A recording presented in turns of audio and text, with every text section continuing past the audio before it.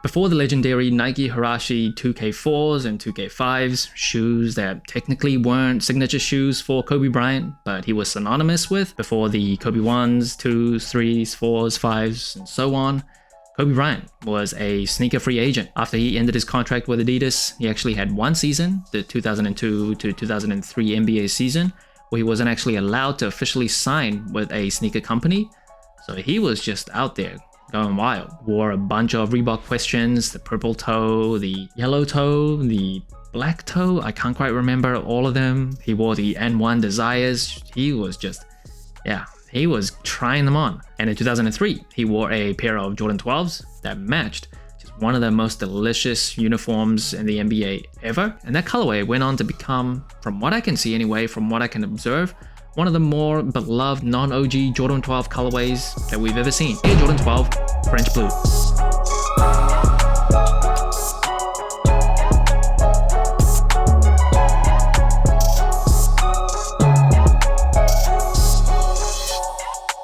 Now this shoe is dropping on August 17th for $205 in the United States. And this colorway did first come out in 2004. It also returned in 2016. Kobe Bryant wasn't the only person that wore this colorway. Rip Hamilton, Carmelo Anthony, people that were like the next up-and-coming athletes for Jordan Brand at the time, also wore this colorway. And first impressions of the Jordan 12 French Blue. I'm not like a huge Jordan 12 lover. Like, they don't get me super excited, but in nice colorways, more OG colorways than not, does get me excited. This, very clean, I think very decent, but I probably don't love it as much as like some other people. I've seen people say this is one of their favorite Jordan 12 colorways ever, and I'm just not there. I think it's very nice, easy to wear, but it's not quite there. Quick 5 seconds of your time. If you like this video, if you've liked any of my past videos, don't forget to like and subscribe. And the materials on the shoe, it is just white leather. There is no like aging or muslin type of color that they did to it. Just plain white, and it is pretty standard for like a Jordan 12. You can see kind of the texture of this leather. It is nothing super premium, decently soft to the touch, especially in that toe box area and on the mudguard on the lateral side, as well as the medial side of the shoe. Of course, you'll see that faux lizard skin. That is perhaps the most distinct thing about the Jordan 12. It is not real lizard skin. If it was, I would not be able to get my hands on these. The price would be extraordinary. And of course, you get that little Jumpman tab. Now you may be wondering, hey, why does the Jordan 12 have that type of stitching? And I'll tell you why. It is because this shoe, designed by Tinker Hatfield, was actually inspired by Japan, nicknamed the Land of the Rising Sun. So the stitching is meant to resemble the rays of a sun.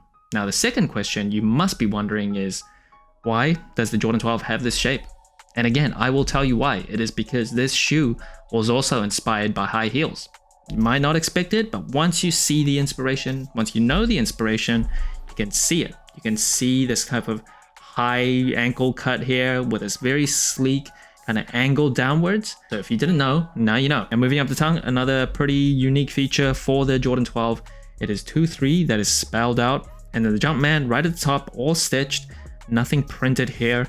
And the top 4 eyelets, it is this chrome type of aesthetic with the Jumpman there as well. And moving on to the booty of the shoe, perhaps my favorite part aesthetically about the French Blue colorway are the little hints of red. So you see Jordan, quality inspired by the greatest player ever printed here with that red kind of outline with Jumpman right at the top of this pull tab, and then the red 23 coming up from the outsole. I love how that looks aesthetically. Now, one thing I don't love is they didn't give us any extra laces, just white laces out of the box. Quite honestly, I probably would just wear white laces even if they came with other colors, but I am a man who likes options.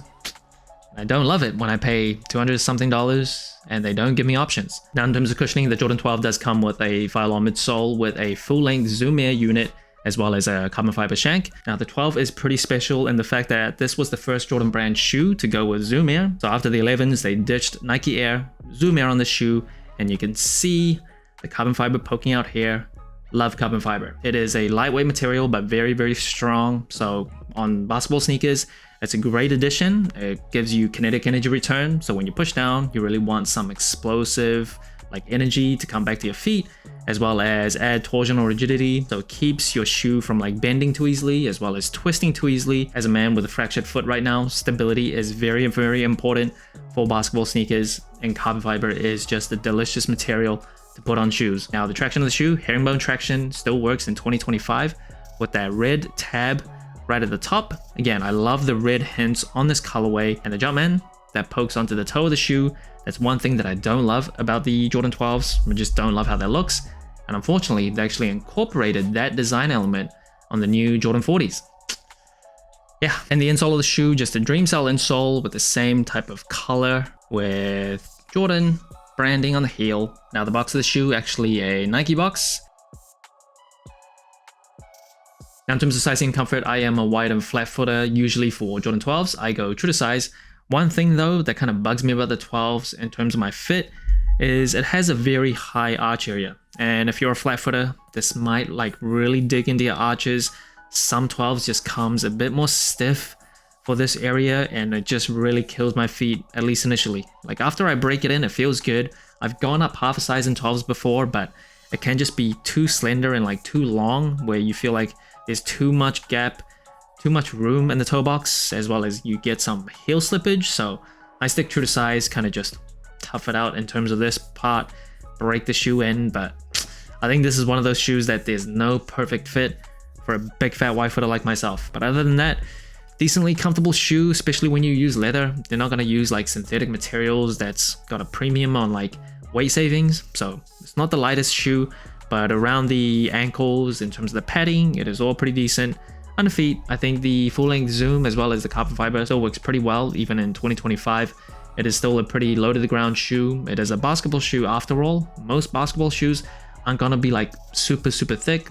Most of us do like some kind of court feel when you're wearing the shoe, so don't expect like a very soft and super cushioned shoe. And that brings the total sole score of the Jordan 12 French Blue to 27 out of 40. Pretty average score compared to other general releases. Now first to this colorway, like I said, it's a very clean and easy to wear colorway, but just gut instinct. Does it make me feel something? Does it make my heart beat a little faster? Does it make certain parts of my body... I'm not gonna finish that sentence, but does it do all those things? I don't think so. I think it's nice, but nothing super exciting for me. It is definitely not as good as some other Jordan 12 colorways, in my opinion, my personal preference. And in terms of materials, I think it's pretty standard for a 12. It's not like trash like Air Force One materials or like some general release Jordan 1s. It is decent, nothing super premium. And in terms of the comfort of the 12s, for me, it is not the most comfortable shoe, mainly because of the high arches. That's a personal problem. But in terms of like underfoot, I think it's decently cushioned as far as Jordan 12 retros goes. If it fits your feet like widthwise and lengthwise, I think it's a pretty comfortable shoe.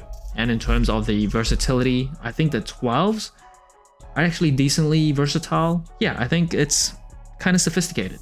It's not everyone's cup of tea.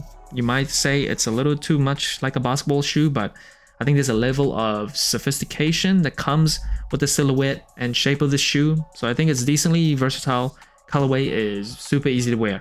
Just blue and white, and it's kind of this dark blue where it's not like super bright, like in your face, and it's just too much. It is very easy to wear with a ton of outfits. So yeah, I think it's a pretty versatile shoe overall. I can never really quite put my finger on why I like certain 12s and why I don't like other ones, like the Mellow 12s. Love them. The Flu Games, love them. The Cherries, like them. The Taxis, might be a hot take and don't kill me for it, but I think they're okay. I just don't like them that much. These, just colorway wise, I like them, but don't love them. But everything else in terms of the tech specs as well as the materials, pretty standard for a lot of the Jordan 12s recently, so you're definitely not going to be surprised by anything. I do know though, there are a lot of people looking forward to this colorway coming back, and I'm definitely hoping, for your sake, that you get your hands on these. So that's it. Thanks for watching. So inclined. Let me know what you think of the Air Jordan 12 French Blue. Like, subscribe, comment, all the good stuff. And remember, tomorrow may never come, so wear your shoes